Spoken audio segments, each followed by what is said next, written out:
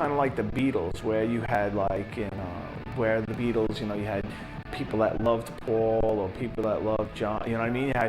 It was like that. And with the Ramones, it was the same thing. It was like everybody identified with somebody different in the band, Joey tended to be, all the girl fans loved Joey. Some, I guess Johnny too. But most of like the hardcore punk kids, like the real punks, all loved Dee Dee. I mean, if you went to a show, you could see all the girls in the audience were in front of Johnny and Joey, and then all the skinheads and mohawks and all the punks were all in front of Dee Dee. You could see it if you went to the show. It was blatantly obvious.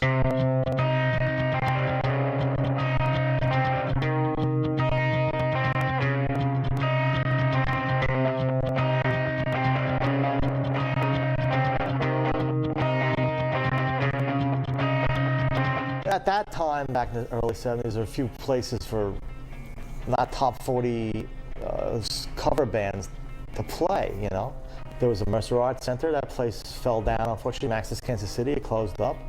And CB's kind of happened by chance. He wanted to open up a country blues, bluegrass. That was country, bluegrass, and blues. That's what CBGB's means. And it was, this area at the time was like the Bowery. It was a lot of bums, and now it's like ridiculous. It's like Yuppieville now. But back then it was like raw. It was like raw, and it was a dumpy bar. And Hilly decided to take a chance on booking just unknown bands. I was told about them by Terry Ork, who was the manager of television, and he suggested we put the two bands together on a Sunday, so that's how they first came here. First gig was terrible. Terrible. Actually, it was terrible because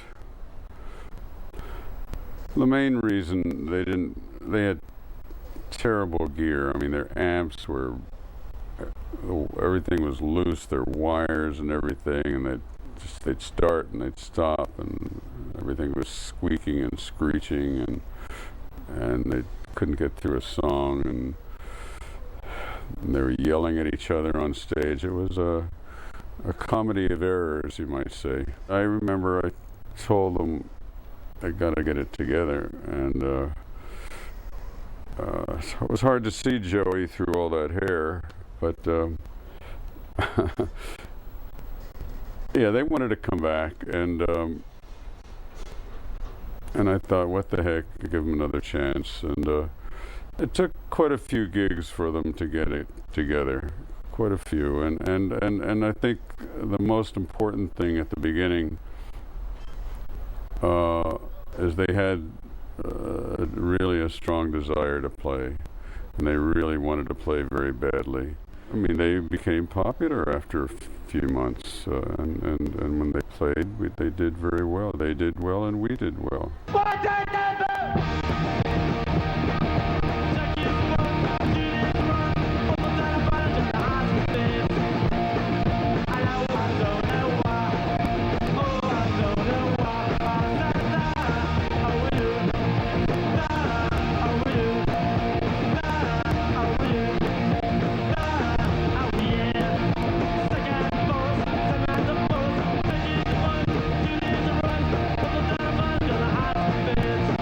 Caught the world by surprise. It caught a lot of people by surprise, and I don't think that people were thinking too much about rock and roll being dead then, but I thought it was going down slope. And just hearing what these guys were writing and how they were doing it was completely satisfying and uplifting.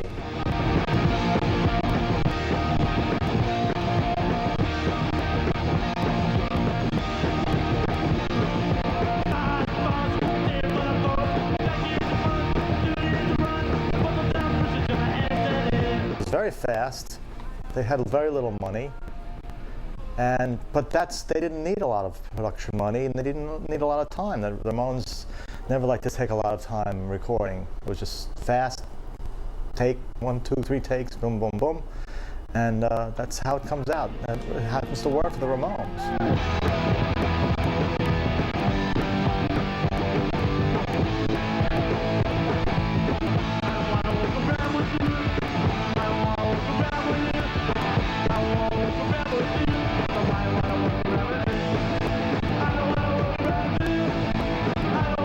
Well, it was minimal. We had a very low budget, very little time, and I didn't have much. I didn't have as much chance to work on it as I would have liked because my drums were set up at the other end of the recording studio, which is a very long, place in a totally isolated booth.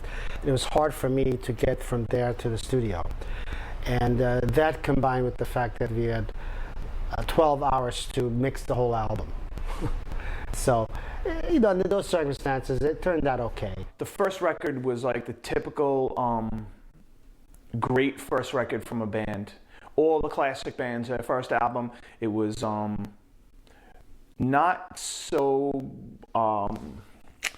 It's almost as if the songs were written so long ago. They've been playing them in clubs for a long time before they ever get the record out. They know them down, no problem. They get into the studio and it comes off as sounding very live because they're so familiar with it and it's part of their, it's an extension of themselves almost. So the first record, awesome, song for song, side for side. You could put it against any other classic record and it measures up.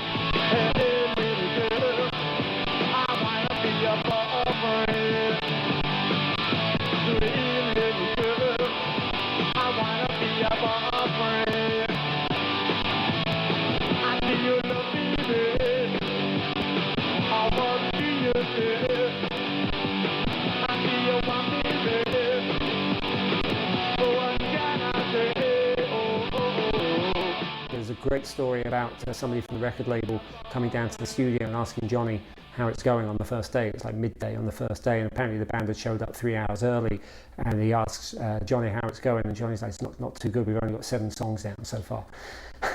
And whether or not there's anything apocryphal to that, there's a work ethic that the Ramones were like, this is all we need. We know how to play these songs. It's like 1, 2, 3, 4, get in, do them, get the tracks down, get out. People heard that Ramones album and they fell into one of 2 camps.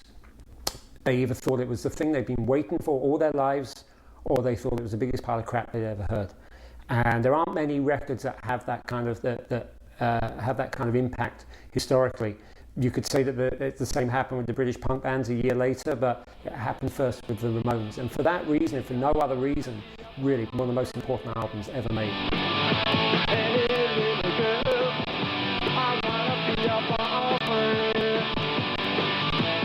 Start doing festivals in Europe, which was great, and bigger venues in Europe, and so we're very big in England and Europe, bigger than the States. So it was always a pleasure to go over there because we're well treated, and bigger venues. It was it was great. We booked loads of UK tours because they were exploding. It was like the era of punk. All these gigs were created from nowhere. Everybody who had a backroom of a pub would put a gig on because kids wanted to go out and see live music for the first time in ages. They were much bigger in Europe than they were in America. I remember the first time I went to CBGB's and I walked in the gig and I said, so where's the gig? And I was actually standing in it. It was like the bar. I thought there was another room with a gig in it, but it was like this shithole with nothing. It's extraordinary. So they were pleased to come to Europe and play bigger gigs than they were used to playing. It took off very quickly. Since it's a smaller country, news spreads faster, and the combination of the media coverage and just the word spreading made, and plus also the fact of coming from overseas also puts a spotlight on it. And there was just more interest there. Well, I think it was a little more open in Europe and England at the time, that the BBC or the radio stations would play new music without any problems. There was the old Grey Whistle Test. All those programs would get people on, and the kids enjoyed it. And so here in the States, there was corporate radio. You couldn't get on unless you had a hit single, and everything they were playing was like top 40, and they kind of ignored the Ramones. Especially what happened was the Sex Pistols came into the picture after the Ramones started, And then they kind of perverted the name punk rock, and we got lumped into punk rock. So everybody says, oh, the Ramones, they're another Sex Pistols. We don't want them up at the station. They'll throw up, they'll spit, they'll do something crazy, you know, they're nuts, they're dangerous. You know, so we got lumped into that whole English sound of the Sex Pistols. But we actually, you know, it was so unfortunate, and the radio station just wouldn't play us. They wouldn't play us.